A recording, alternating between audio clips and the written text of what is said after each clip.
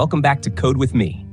In this lesson, we'll dive into Async Await, a modern and cleaner way to handle asynchronous operations in JavaScript. By the end of this video, you'll understand how to write clean asynchronous code, how to handle errors with try-catch. Let's jump right into it. What is Async Await? Async and await are keywords in JavaScript that simplify the syntax for working with promises. Using async functions allows us to write asynchronous code that looks and behaves like synchronous code. The async keyword is used to define a function that will always return a promise. The await keyword is used to pause the execution of an async function until the promise is resolved or rejected. Writing clean asynchronous code.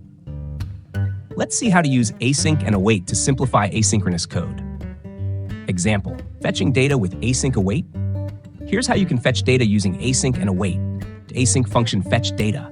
Let response equals await fetch https json placeholder.typicode.com/posts. Let data equals await response.json. Console.log data fetch data. In this example, 1. The async keyword makes the fetch data function asynchronous. 2. Inside the function, we use await to wait for the promise returned by fetch to resolve. 3. After that, we use await again to wait for the response to be converted into JSON format. 4. Finally, the data is logged to the console. The key takeaway here is that async await makes asynchronous code look synchronous, making it much easier to read and understand. Error handling with try-catch. When working with asynchronous code, error handling is crucial. With async await, we can use the try-catch block to handle errors in a clean and readable way. Example, handling errors in async await. Let's modify our previous example to handle errors gracefully. Async function fetch data.